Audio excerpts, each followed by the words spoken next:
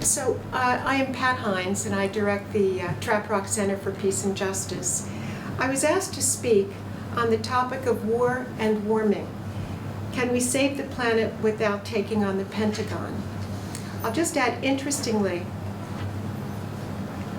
all the data I'm going to use comes from a Democratic administration. It's the Iraq War, it's 2015, and in this regard, the change of party really does not make a big difference with respect to militarism. The Democratic Party has been as militaristic as the Republican Party.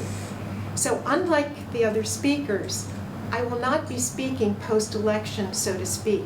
It is to look at the state of the situation no matter who is in office in our country. So what I will do in this brief talk is make the connection between militarism and global climate change. These are often seen as separate issues, with older peace organizations working against war and empire, and younger climate change organizations working, and I would say almost singly, on climate change and renewable energy. But consider this: a 100% renewable energy world could still conduct war with solar-powered drones and biofuel-powered airstrikes and non-lead ammunition. This is not fiction. The Pentagon is currently doing research on this. It is being called, sort of popularly, the greening of the Pentagon and the greening of the military. So climate change, and let's say moving to a renewable energy world, 100%, rescuing the world from climate change, it's no guarantee that it would be a just and sustainable world. This is what I'm going to speak about, how we must work together on these issues. So here's just a capsule of US government spending in 2015. We spent over $1 trillion on war and militarism and national security, with most of it going to war and militarism.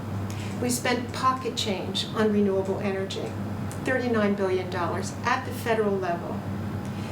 This discrepancy, though, belies the fact that climate change and militarism are extremely tightly linked. Climate change, first, is necessarily an issue of peace. The concerns, Pentagon as well as people living the situation, is that the growing scarcity of oil, of land, and I'll just say land is degraded in 165 countries, which means it inhibits the ability for people to feed themselves, and water.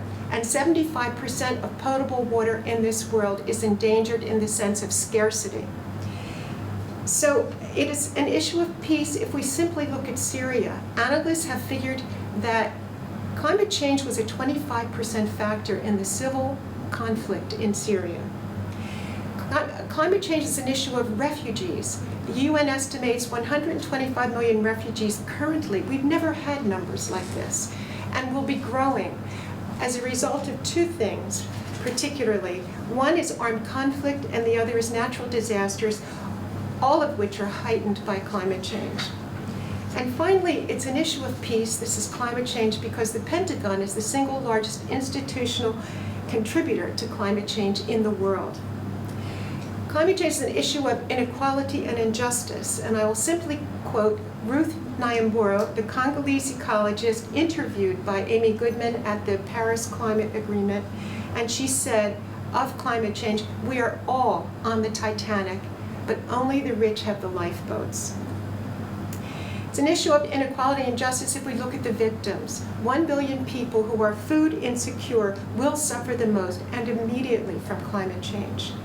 The 10 worst climate disasters in 2015 happened in developing countries, and the wealthy countries, no matter what promises they made in Copenhagen and other climate conferences, have never, or have always, I should say, failed to provide the aid that they promised. Climate change is an issue of the erosion of democracy, and I'll give you an example. The state of Nevada, within this past year, I think, essentially was flying in the sense of solar energy.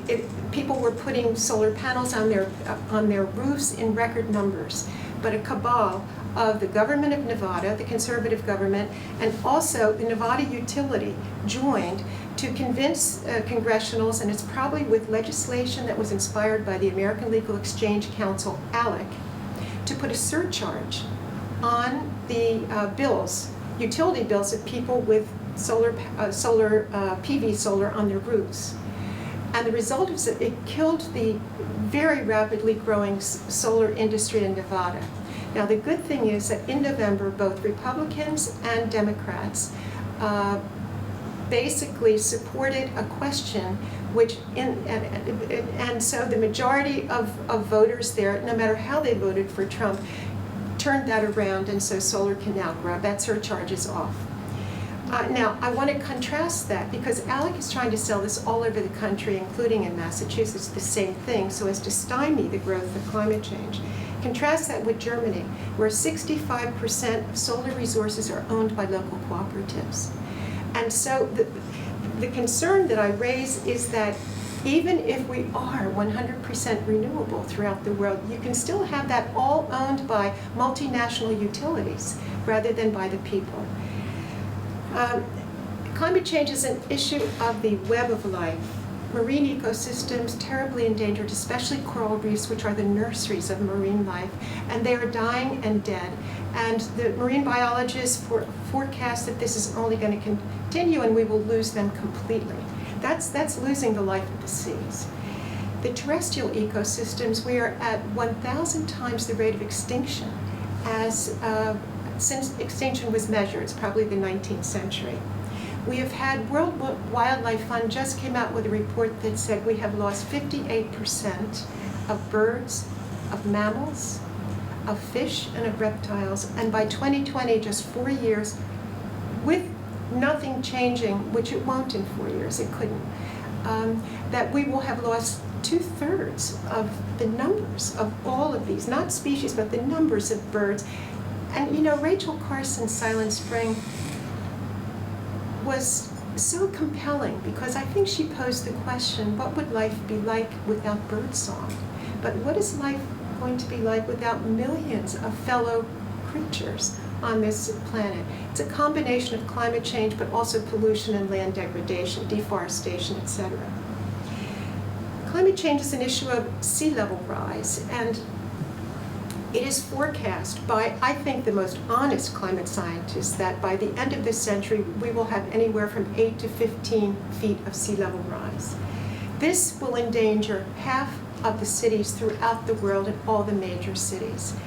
And the calculation has been made because looking back 100,000 years, which had the same levels of carbon dioxide that we have today, first of all, the sea level was 20 feet higher, but secondly, others have calculated that with every degree increase in centigrade, in temperature, and that's where we are today, you will have an 8-foot increase over time because there's a lag in time from the effects of climate change, an 8-foot increase in sea level rise.